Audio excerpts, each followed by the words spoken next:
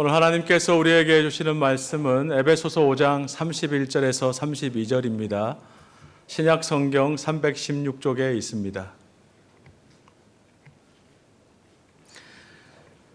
그러므로 사람이 부모를 떠나 그의 아내와 합하여 그 둘이 한 육체가 될지니 이 비밀이 크도다. 나는 그리스도와 교회에 대하여 말하노라.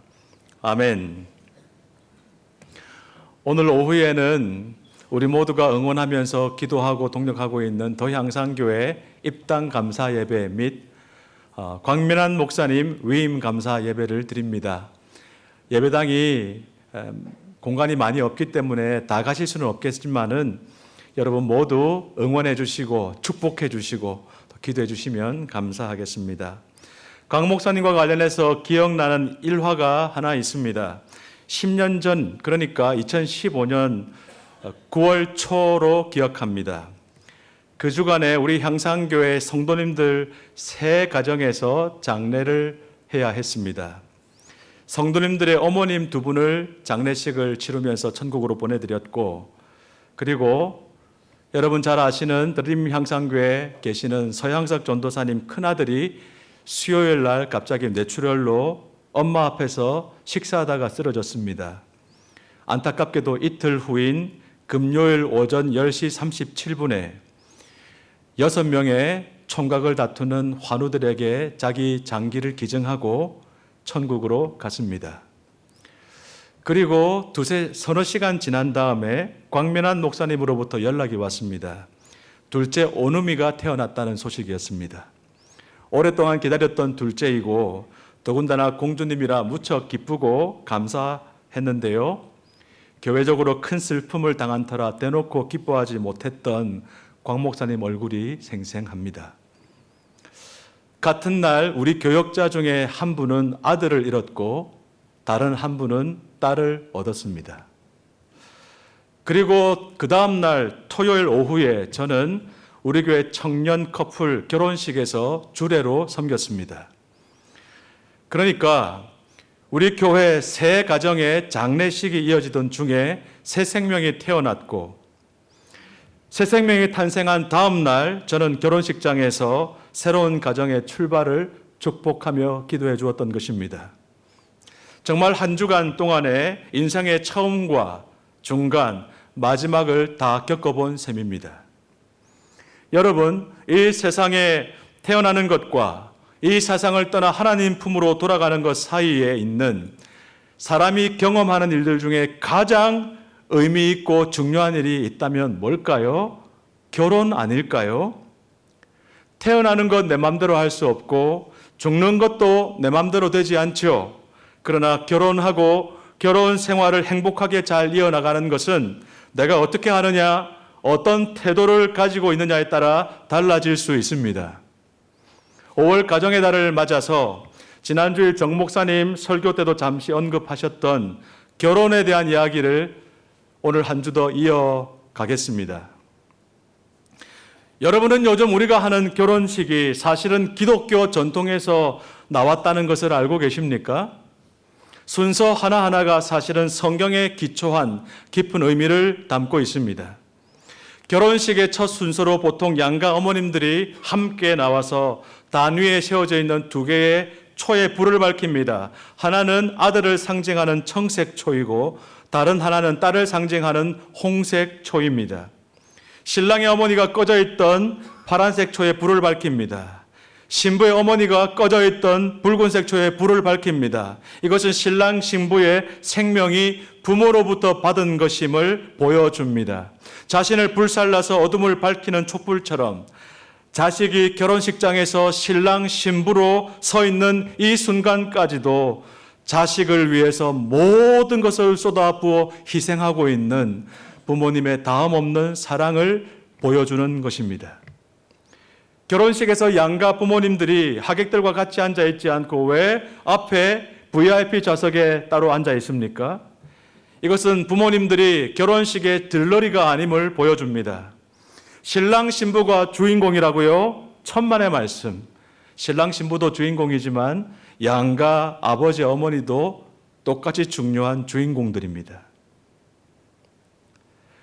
주인공으로서 부모님의 마지막 책임을 다하고 계신 것입니다.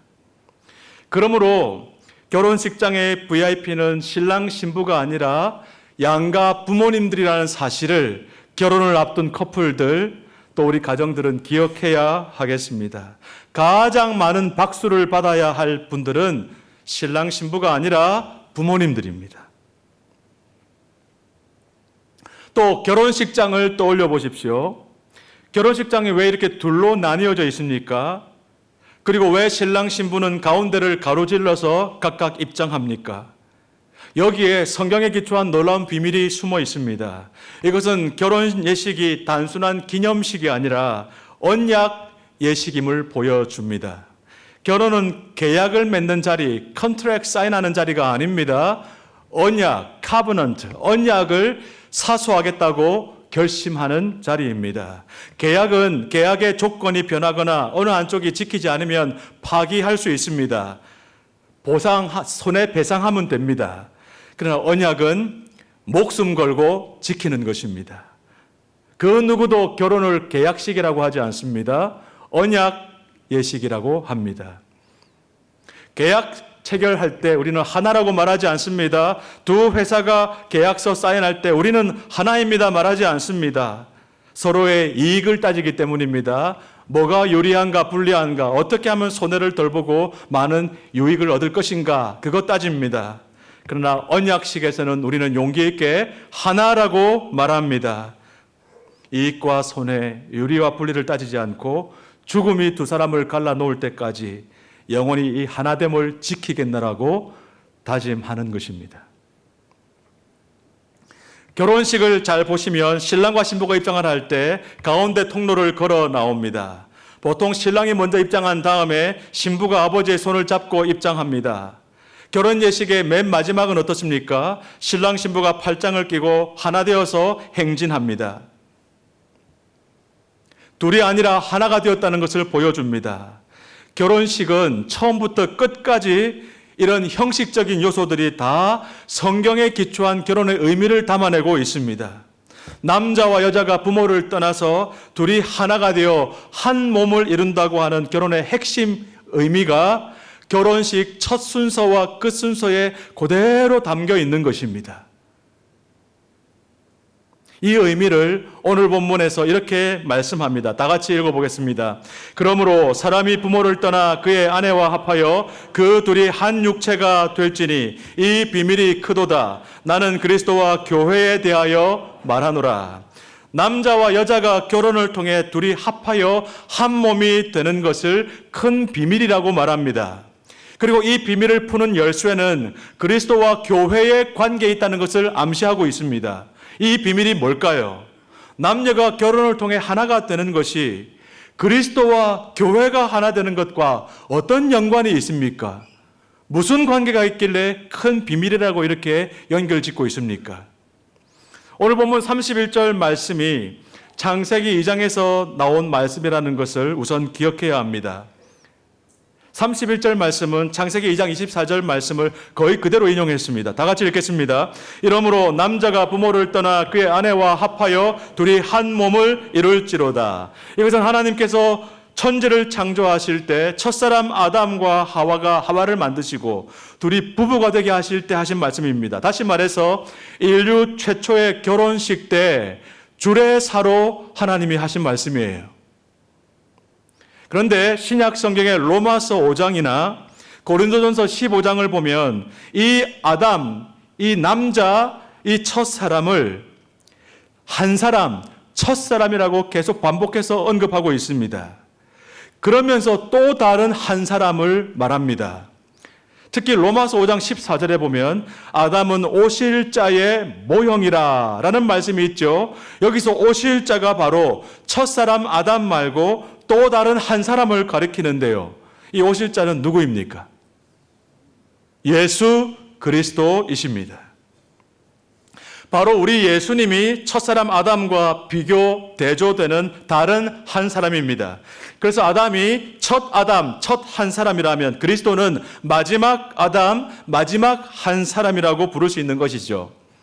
이것을 조금 정리해 보겠습니다. 표를 보십시오. 그리고 31절을 보십시오. 아담이 첫 번째 신랑이면 하와는 첫 번째 신부입니다. 첫사람 아담과 하와가 부모를 떠나 연합하여 결혼하여 한 몸을 이루는 것, 그것을 육체적 하나됨, 육체적 연합이라고 표현해 보겠습니다. 32절을 보십시오. 아담이 첫 번째 신랑이면 그리스도는 마지막 신랑입니다.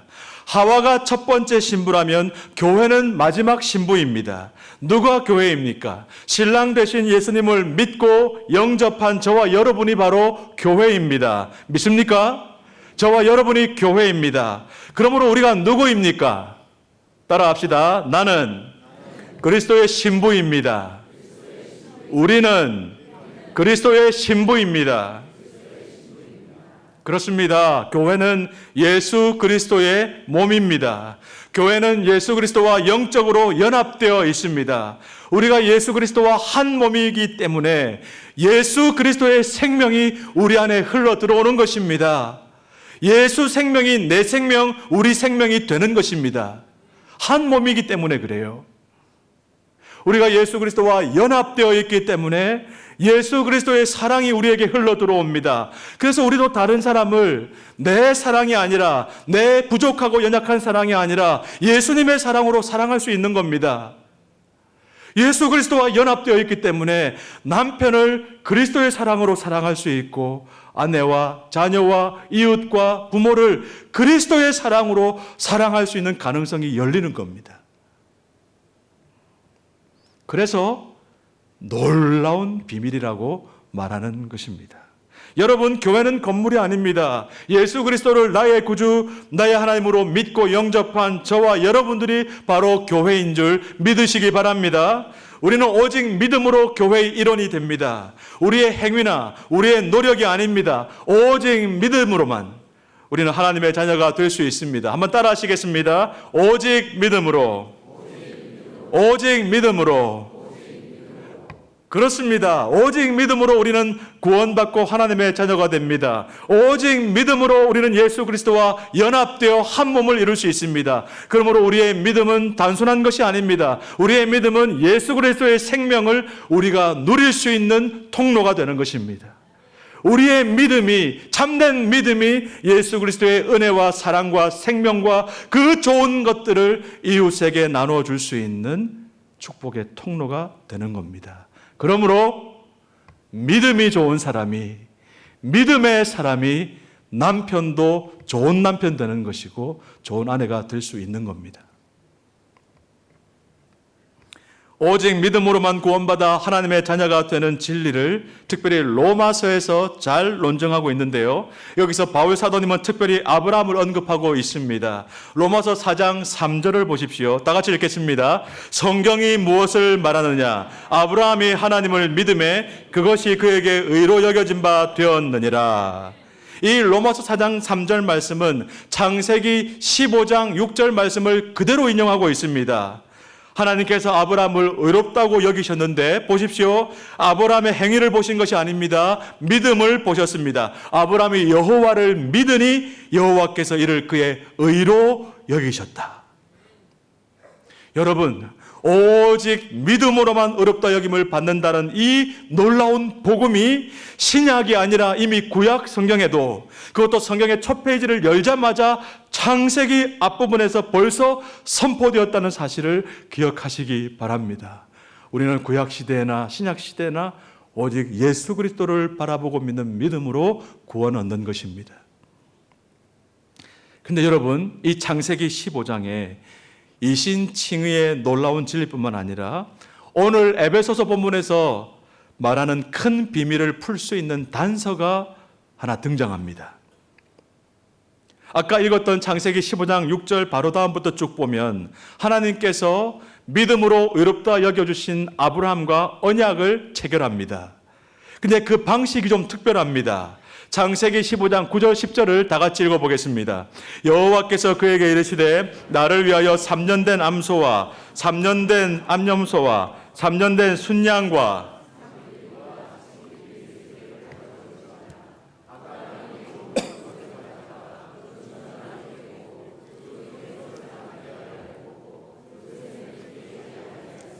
보십시오. 이상하지 않습니까?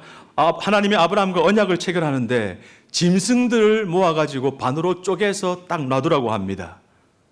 그리고 그 다음 보십시오. 17절, 해가 져서 어두울 때에 연기 나는 화로가 보이며 타는 횃불이 쪼갠 고기 사이로 지나더라. 타는 횃불이 누구십니까? 하나님이십니다. 18절 다 같이 읽습니다. 그날에 여호와께서 아브라함과 더불어 언약을 세워 이르시되.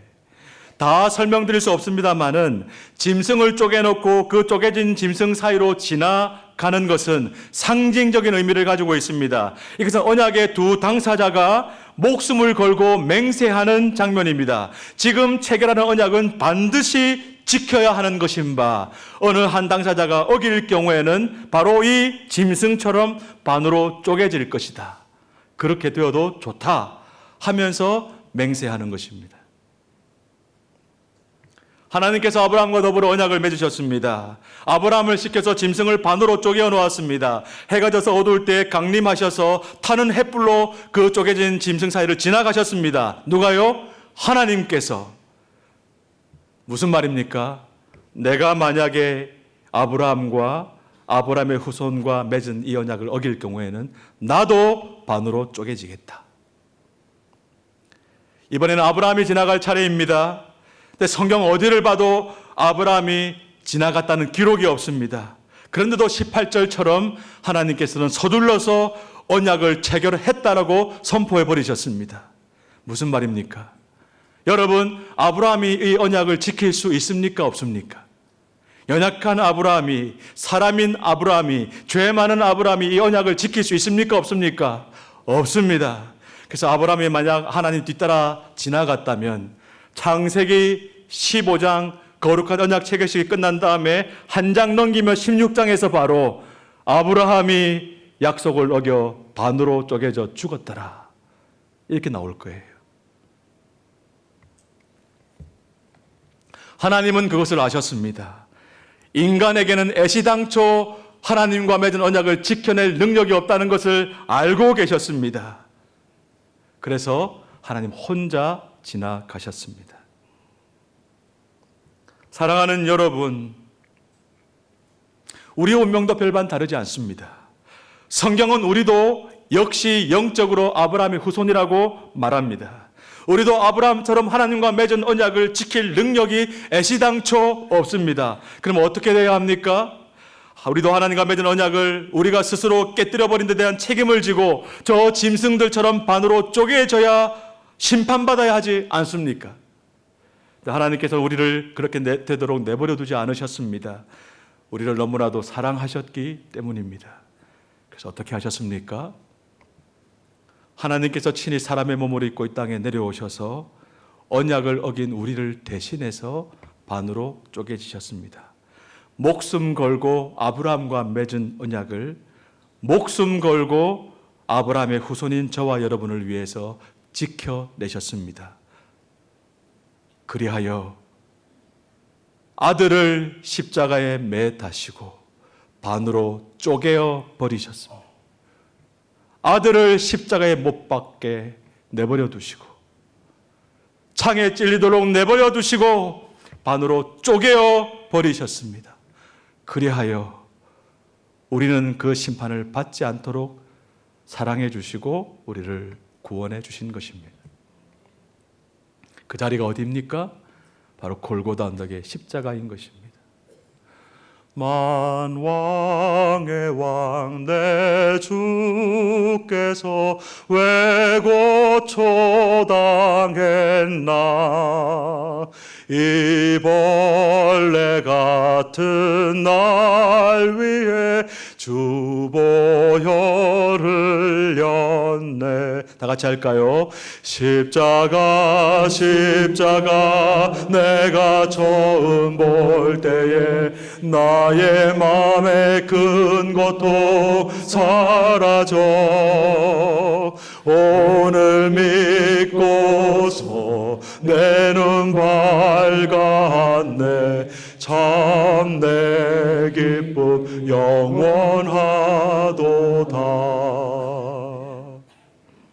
사랑하는 여러분, 기독교 결혼 예식에 있어서 이 가운데 통로를 신랑과 신부가 지나갔다가 나중에 함께 다시 지나오면서 행진하는 이유가 무엇입니까? 그것은 이 결혼 언약을 목숨 걸고 끝까지 영원히 지켜내겠다는 맹세인 것입니다.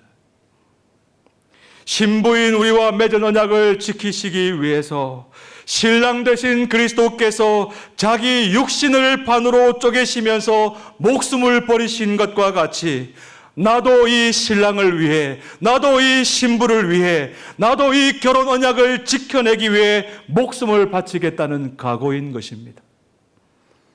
바로 이 지점에서 오늘 본문이 말하는 큰 비밀의 실체가 드러납니다. 신랑이 자기 목숨을 바치니 신부가 죽지 않고 살아납니다. 신랑이 신부의 죄와 허물을 다 짊어지고 자기 육체를 십자가에서 찢어 주시니, 반으로 쪼개어 주시니 신랑과 신부가 둘로 쪼개지지 않고 하나로 연합되게 됩니다. 한 몸을 이루게 됩니다. 신랑 되신 우리 주 예수 그리스도의 은혜와 사랑, 그분의 사랑받는 신부인 교회의 연합, 이것이 바로 이렇게 십자가를 통해서, 쪼개진 짐승 사이에 우뚝 서 있는 십자가를 통해서 이미 이루어졌다는 사실을 믿으시기 바랍니다. 이 은혜는 오직 믿음으로, 아무 대가 공로 없이 오직 믿음으로 저와 여러분에게 실제가 되는 줄 믿습니다. 그러므로 믿음으로 결혼해야 하는 것입니다. 그러므로 십자가를 바라보면서 십자가를 붙잡고 결혼식장에 들어서야 하는 것입니다. 오늘 본문 말씀을 한 번 더 읽어보실까요? 그러므로 사람이 부모를 떠나 그의 아내와 합하여 그 둘이 한 육체가 될지니 이 비밀이 크도다. 나는 그리스도와 교회에 대하여 말하노라. 사랑하는 여러분, 가정의 달 5월에 우리 각자의 가정을 돌아봅니다. 그리스도께서 교회를 위해서 행해 주신 그 십자가의 은혜와 사랑으로 우리 모두의 부부 관계가 새롭게 회복되기를 주의 이름으로 축원합니다. 부모와 자녀의 관계 회복되기를 바랍니다. 성도와의 관계, 이웃과의 관계도 십자가의 은혜를 통해서 회복되고 치료될 수 있기를 주의 이름으로 축복합니다. 관계 회복이 너무 어렵고 힘들다 싶을 때 우리 누구를 바라봐야 할까요? 옆에 앉아 계신 남편을 정말 사랑하기 힘들 때, 옆에 앉아 있는 아내를 쳐다보기도 싫고 조금이라도 도와주기 싫은 마음이 가득할 때, 가끔 부모님에게도 자녀에게도 미움과 증오와 분노가 일어나서 해결이 안 될 때 우리는 누구를 바라봐야 할까요? 그보다 더한 우리를 위해서, 우리를 대신해서 십자가를 지시고 반으로 쪼개어 주신, 반으로 쪼개어 지신 예수 그리스도를 바라보아야 하겠습니다. 그리스도께서 나에게 행하셨던 일들을 생각하며 사랑하는 아내, 사랑하는 남편, 부모님, 자녀를 바라보시고 이웃들과 함께 관계를 회복해 나가시는 귀하신 성도님들 다 되시기를 주의 이름으로 축복합니다. 말씀을 맺으면서 이 시간에 결혼을 앞둔 청년들에게, 결혼을 앞둔, 혼사를 앞둔 우리 부모님들에게 부탁의 말씀을 몇 가지 드리도록 하겠습니다.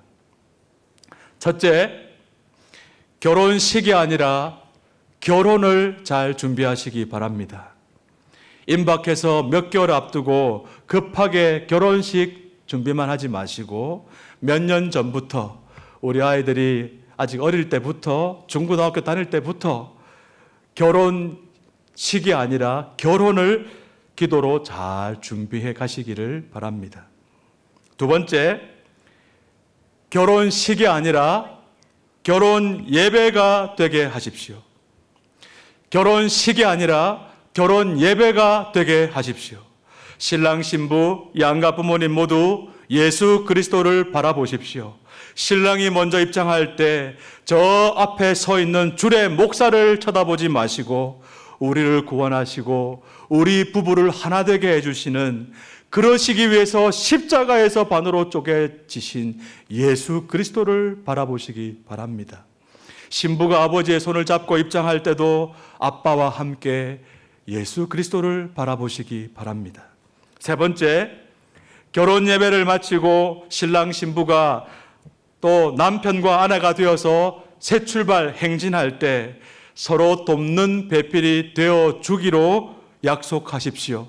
팔짱을 끼고 옆에 서 있는 남편, 한 길을 걸어간, 각자 두 길이 아니라 한 길 하나 되어 걸어갈 남편과 아내를 바라보면서 나를 도와줄 배필이 아니라 내가 도와줄 배필로 여기시고, 그렇게 도와주는 것이 힘들고 어려울 때마다 나를 도와주시는 예수 그리스도를 깊이 바라보기로 결단하시는 우리 신랑 신부 되시기를 바랍니다. 마지막 네 번째로,